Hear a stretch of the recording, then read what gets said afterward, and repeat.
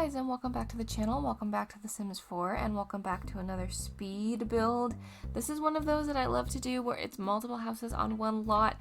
Although, to be honest with you, I was imagining this more as a vacation rental that like you just bring like a group to and then just play the locking doors game than necessarily a residential rental, although you could absolutely do that.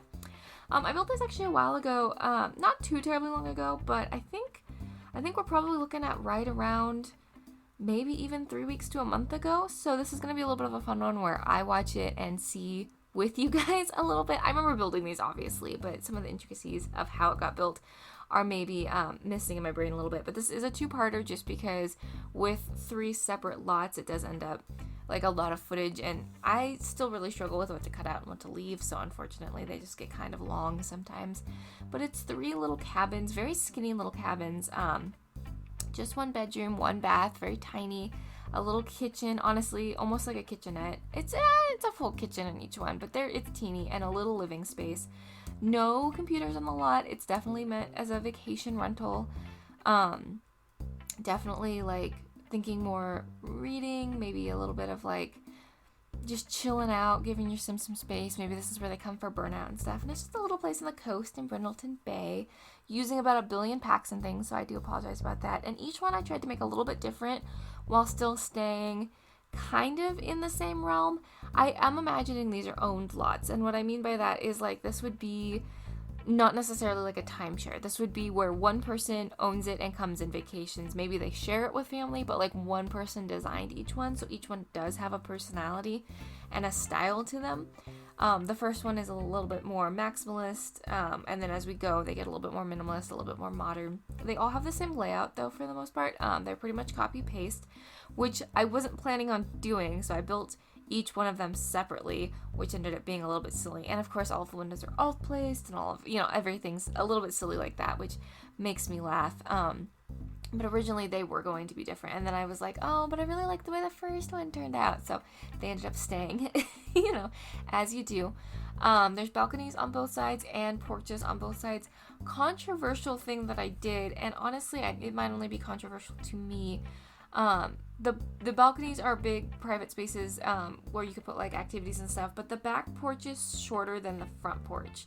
And I didn't do that like super intentionally. Originally, the back porch was not going to be a porch. It was just going to be a walk out. So I wasn't really thinking about it because it leads right out onto the beach, which is great. And like in theory, you want to hang out there. But Brindleton Bay is a little bit more like Maine coastal versus like Sulani coastal, So I was like, realistically, if a storm rolled in, that side of the house should be a little bit more protected, So the porch isn't as big. The front porch is definitely bigger, but it's also where like your welcome wagon and stuff is going to show up. So maybe you want that front porch to be a little bit bigger. And I do utilize all of those spaces.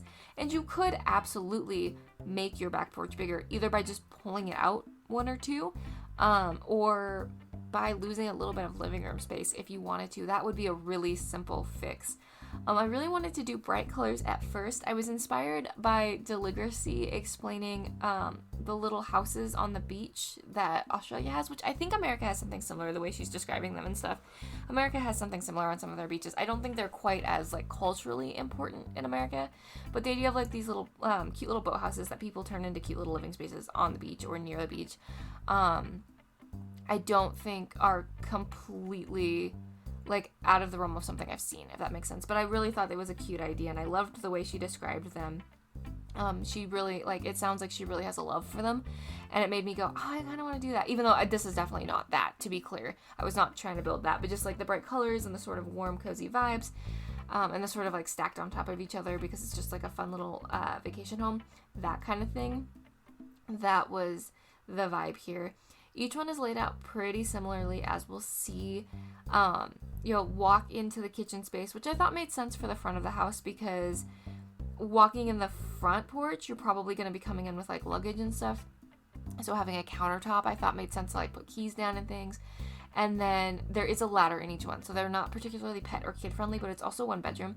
You could make it pet friendly by putting like the beds and stuff downstairs, or you could fit stairs in if you wanted to give up like part of your living room. Like that would be, or I guess you could put stairs on either the outside if you wanted to, or you could put them on the balconies.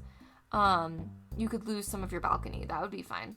But they aren't particularly pet friendly, which is funny being in Brindleton Bay because of the ladder. I went ahead and did a ladder situation. So it's more like a loft space upstairs with each one, and each one has a teeny weeny little bathroom. But again, it's a teeny weeny little house. So you'll see me sort of think about the floor plan quite a bit, but I think it ends up working out.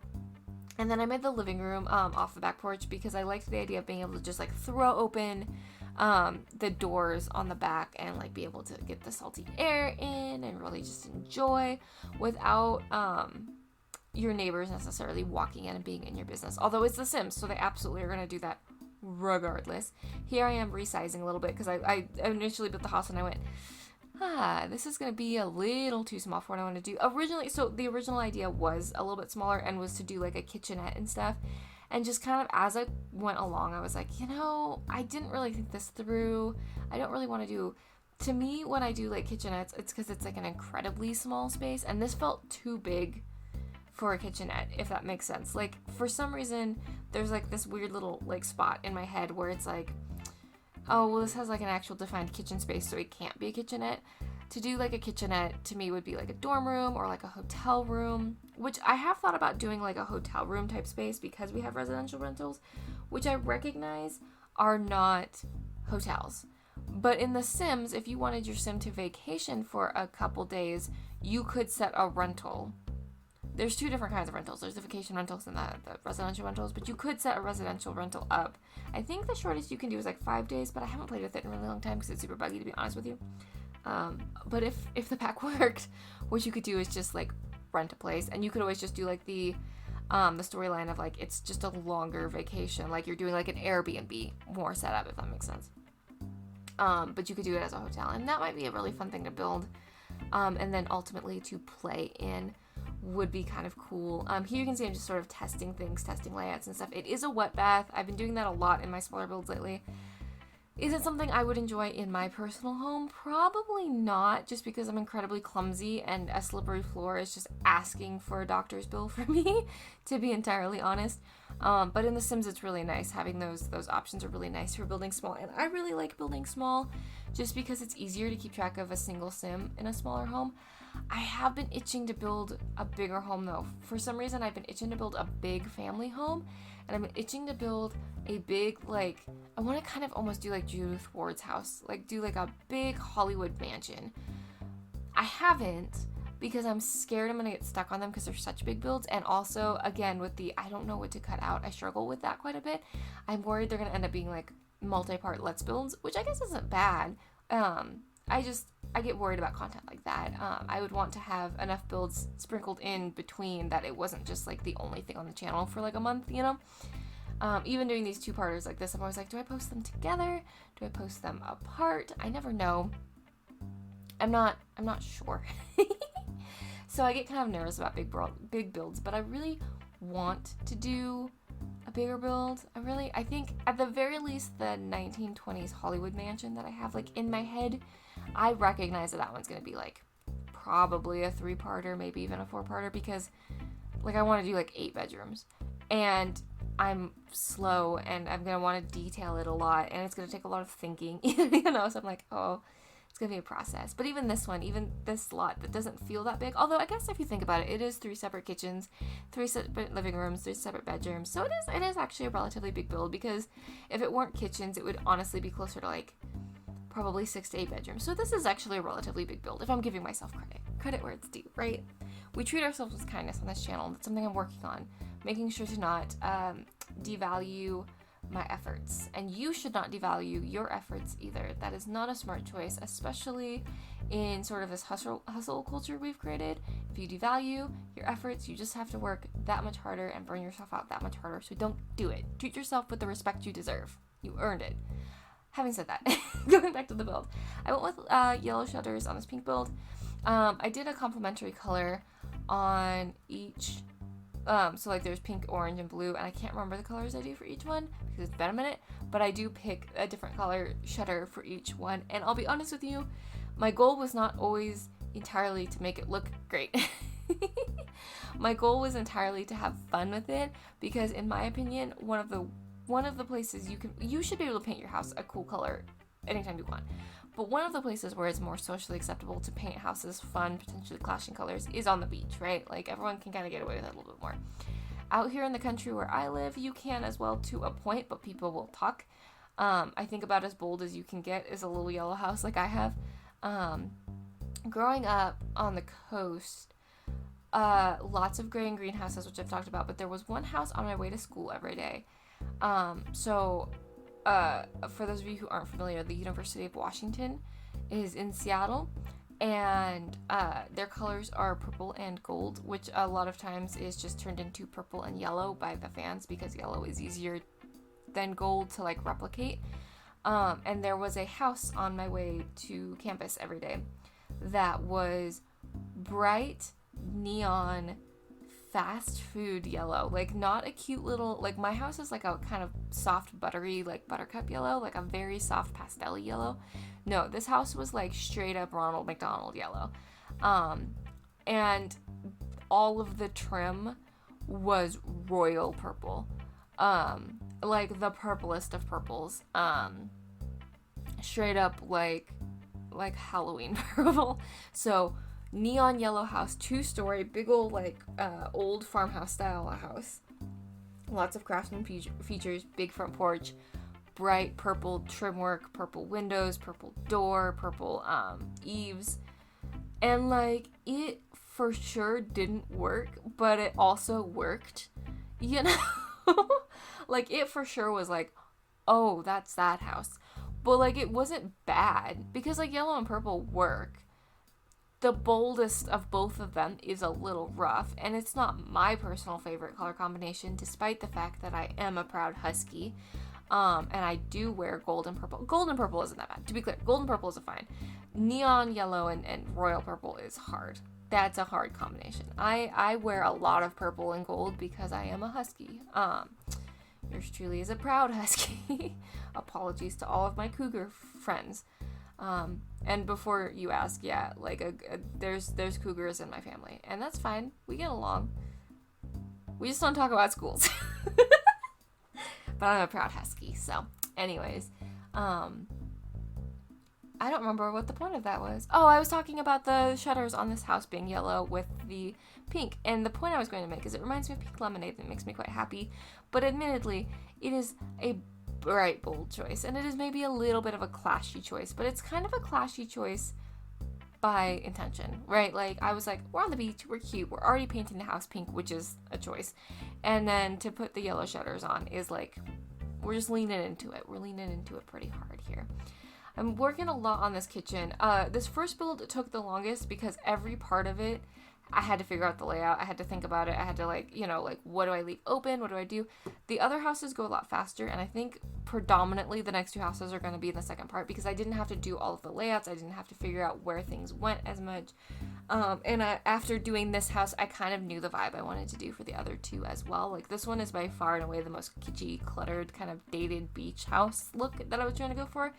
The next 2 are definitely easier. So I would definitely check out part 2 as well because you've seen how I built them now, and now you can see how I decorate them. Was kind of the split here. And I'm just putting stuff on top of the fridge. I did go with a more modern fridge just because I liked that the color matched the countertops. That was really, really nice. But I did, it's funny because the Tomarani countertops, the For Rent pack, Sims 4 For Rent pack countertops, are simultaneously like so elegant and so pretty and so contemporary, and also for some reason the colors to me also kind of give off like vaguely dated 2000s, but like in a good way, like in a realistic way, like in like a builder special kind of way, where I go, I can use these a lot in a traditional home, in a modern home. They are very versatile cabinets, and it's funny because I don't look at them a lot because their default swatch is not the most versatile swatch. That's not a diss, it's just, and so I forget that they have all these like really useful sort of just like neutral patterns. Here I'm testing the layout again. The houses have all been tested, they all work, and the pathing is all actually fine, which shocked me because lately I've been having some fun issues with the pathing on my builds. Like I put in an office recently. I don't know if it's been up on the channel. Honestly, I couldn't tell you. I built an office recently, and like there was nothing around the desk. There was literally like no clutter even on the desk, really. There was a lamp and a laptop and the chair and the desk, and that's it. And the sim won't use the laptop. You have to sit them in the chair and then use the laptop, and I have no idea why, because it works, but only if you do it in that order. It's very confusing. So pathing has been kind of interesting for me lately. So that's why I was like checking obsessively about that. I was like, I want to make sure these houses actually work, because it doesn't really matter if they're cute if they don't work. Sometimes I build things that I intentionally mean to not work, but that's a whole different vibe in my opinion. And I try to let you know straight off the bat. Like I'll walk in and I'll be like, I'll walk into a recording. That's a weird phrase, but I think you know what I mean. And I'll sit down and I'll tell you immediately, like, this is a dollhouse, there's no walls, or this is a vignette. I didn't intend for this to work. Like, things aren't going to work. And those are the places where I do like the double ovens, or I put like a ton of clutter everywhere, or things like that. And sometimes it's really fun to do that in the sim. Sometimes it's really fun to be like, maybe this is just an architecture sim today and not a gameplay sim. I think those are I think honestly it's a really fun way to get inspired too, because for me at least too, what ends up happening is I start thinking about like, this is really cute, now how do I make this work? And a lot of times the tweaks aren't that bad to then get something new that I wouldn't normally have tried to work. And for me in my free time, my limited free time, but my free time, it is a fun way to build something and then go, what can I put into Sims 4 Studio, and make like my own versions. I end up doing that quite a bit. I really wanted to make those for rent tiles work. I love so much that they gave us those. I love it so much. A little bit it feels like they gave us those and the backdrop from the party kit that I can't remember the name of, entirely for CC creators. And the reason I say that is because they patterned the tiles very much to the world that they're in, and that makes total sense, but they gave us no neutral swatches, and it's like, so the use case is incredibly small. And so to me, there's a little bit of like, I see why you did that, and that's very cool, and I love the piece, but it also kind of feels like they went, here's what we were thinking with it, CC creators, go do. Like, it felt very much like, you just need this piece, and I appreciate that. And you know what, if they want to do that, that's great, because some of the recolors I've seen and stuff of that, some of the recolors I've done of that, very fun. Honestly, I'm still stuck on that idea of like, what if we did like an extra build video every once in a while that was like CC? I go back and forth on that because it's hard, because like I try, how do I put this? I try very hard to not do anything that would potentially put someone at risk on the internet, because even if I tell you all the safe places to go to get CC, it's still very dangerous for me to say, go get fan-made stuff and put it in your game or put it on your computer, right? I'm tapping on the desk, sorry. If you can hear that, that was me emphatically tapping my desk. I do that a lot. So it's kind of a weird one for me to be like, the little like computer engineer brain goes, yeah, but that's just inviting, because like I harp on this with my family, right? Like I harp on internet safety and computer safety and digital hygiene and stuff. And I still pretty regularly have to go like pull viruses off of computers, or, you know, tell people it's time to go check your credit card because you clicked something, you know, that kind of thing. It's like, so there's a part of me that's like, I really want to encourage CC because it's gorgeous. And these CC creators are amazing. And 98.8% of them are amazing, legitimate humans who just want to create beautiful stuff in a game that they love. And I just worry about the implications of telling you carte blanche, go out and pick, you know? That's just me. And that's such a non-worry, you know? Like, that is one of those things where it's like, Amanda, you think too much. And that's not a compliment. Anyways, going back to the build here, I'm just, like, cluttering a little bit more, trying to figure it out, trying to figure out what rugs I want. I went very eclectic in this first house. Like I was saying, this is the most cluttered home. This is the one that was very much, like, this is the one I think I would probably live in. And this one has a TV. They don't all have TVs. Most of them actually are very, like, anti-tech. There is no dining area either, really, because there's picnic tables outside, but there is like a little area in the kitchens. There's like a little like spot where I made the island a corner so that I could put a stool. So there is a single stool space. Your sim can eat there in bad weather if they don't want to eat outside or whatever. or if they don't feel like just eating on the couch in front of the TV, which, let's face it, that's probably what most of us do. That's what I do, at least. But that little spot there also functions as a place where your sim can put their laptop. They can pull it out of their inventory and put it there. Some of the laptops are live draggable, some of them aren't. So, if your sim has a live draggable laptop, like the one from, is it from University? Now that I've said that, maybe don't quote me on that. But there's a live draggable laptop. And in fact, I think there's at least 2 of the 3 are live draggable. So there is, like, if your sim's coming to run this for a little while or something, there is a place for you to set up if your writer sim needs to write or something like that. And with the balconies, there is a place for the easel to get set up. You could really customize these really easily. But I did create that little area just so that there's an eating place inside or a laptop place inside, or both.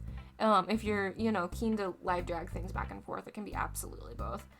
There also, like, theoretically is a universe where you could change the bedroom setup and make it also an office. I have them set up as a very luxurious, like, vacation bed set, but you could, like, shove it against the wall and then have, like, a desk on the other side. You could change the doors out and make the windows different and end up with, like, a double bed situation. There's a lot of options to customize these.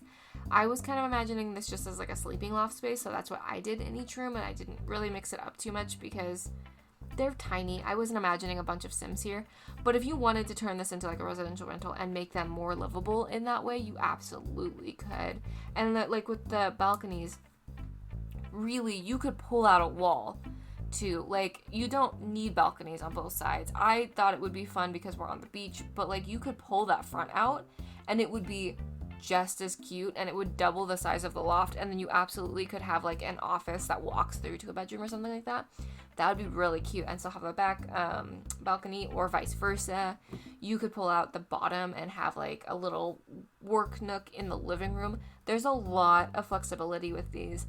Or if your sim is, like, hella rich, you could even have, like, him buy 2 and, like, combine the units. That's a little bit of storytelling you have to tell. That's not really, like, that's not really something, like, super feasible through, like, gameplay, but, like, you could tell that story and, like, make them into 2. There's lots of, this lot to me feels very open-ended. This lot is one of those where I get really excited because I'm like, oh, but there's room to grow here, so I get really, really excited about that. We're almost done with this first pink one. Here you can see I'm just putting, like, some cute cozy reading areas out here, making it very sort of just like sit and watch the sunrise, sit and watch the sunset. These out here, because you kind of look out over the road, I was kind of imagining a universe where, like, this was maybe part of a bigger campground and, like, people are always walking by, so you sit out here and you, like, have your morning coffee and you're like, hey neighbor, what's up? My aunt and uncle own a place that my grandpa used to own that is, like, part of it's like a campground, but it's, like, for more permanent, like, you can park your RV there, or you can build, like, a little hut there or things. It's like a little piece of property, but it's, like, teeny. And they kind of have that set up where it's like they have their, like, more permanent structure and they have their little RV structure. It's like a teeny little lot, but they know all their neighbors, and their neighbors walk by on their way to the beach and stuff all the time, and so they have, like, their little chairs that they sit out there, and they're always like, hey neighbor, what's up, and that kind of thing. It's like a little community. So I was kind of imagining that, like, those front porch areas, if you're sitting out in the front porch, you're probably, like, wanting to engage with your neighbors, and even sitting on the back porch to a point, because, like, I have the barbecues and stuff out, and I do put this little table by the barbecue most of the time for the drinks. It's not necessary. I find it kind of nice because you can, like, live drag food out there if your sim's having, like, a pathing issue and stuff, and I put the drink tray on it a lot of the time, but it's not strictly necessary. It's just storytelling for the most part. Here's the screenshots. A little bit of a spoiler on some of the, like, gardening and stuff from next time. I highly suggest you check out the part 2 though, because you get to see the other 2 built as well. I'm really excited about how these turned out. Thanks for hanging out with me while I chatted and, like, ranted at you about them. These speed builds get more and more unhinged every time I do a voiceover, so I appreciate you sticking around. I hope you're having a good day and you're feeling loved, and if you're not feeling loved, please know that I love you. I'm glad you exist. I'm glad you're here hanging out. You make the world a better place just by being you, and I mean that. Next up, you'll probably see, let's see, I think it'll go Sims event and then Minecraft. But the Sims event will be done soon. It's a short one, but I'm excited about it. You guys should check out those videos too. They did a good job on this one, the Blast from the Past event. So, but anyways, I'm gonna go. I love you lots. I'll talk to you soon. Okay, bye. Mwah.